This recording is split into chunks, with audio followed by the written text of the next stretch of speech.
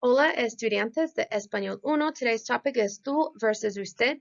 Make sure you write the title and that it is from Unidad Uno and it is grammar number 2. So write all of that down at the top of your page.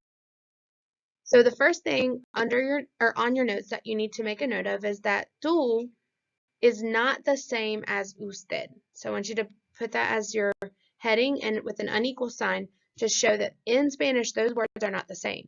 In English, they both translate to the word you. So what is the difference? So tú is informal, and tú is used when you have a setting of speaking to maybe one of your friends or a close family member. Maybe you're speaking to someone younger than you, maybe a familiar setting. It might be less professional, or maybe it's a classmate or a peer, someone close to your age. So it does not mean that you're being disrespectful. It just means that it's less formal. Okay, it's a more familiar situation. It is always better to assume that you should be addressing someone in the formal way to make sure that there's no confusion on how you feel about the relationship you have with somebody. You never want to assume that you're really close with somebody that you don't know that well.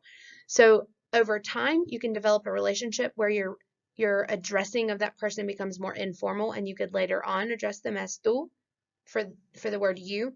But to begin with, you want to use the formal, and that is the usted form, and that is when you are usually meeting someone for the first time, maybe a stranger that you don't know. Once you get to know them, you could eventually switch over to the informal way to address them, but at first you're going to use the usted.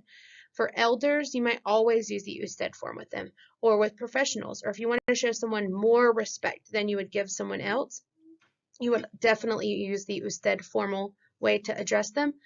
And it's always going to be a less familiar setting where you want to keep a little bit more distance between you and the person that you're speaking to. So informal is the tú, and formal is with usted.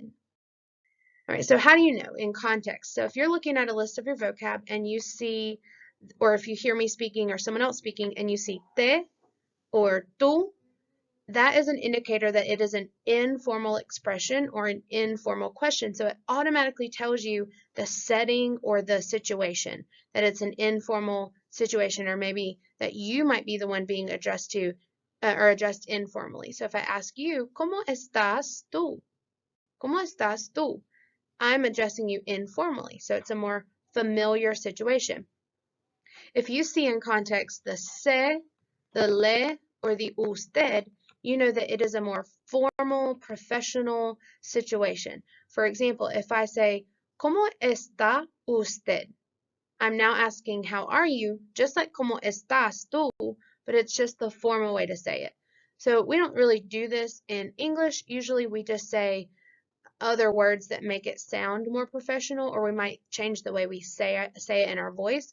But in Spanish, you have to change the way that it is spelled and the way it is pronounced in order to differentiate between that informal and formal setting.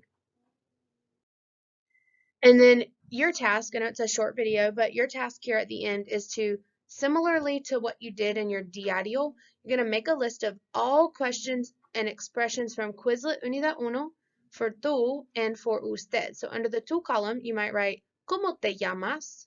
And then under usted, you would write, ¿Cómo se llama usted?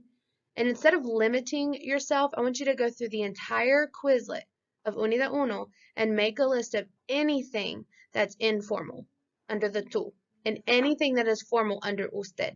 Remember, you're looking on that previous slide that I just showed you. You're looking for the te, the tú, the se, the le, and the usted, and that gives you indicators of if it's formal or informal. If you have questions about your task, feel free to email me or ask me later, but at least make an attempt. Don't just not do it if you're confused. So try it.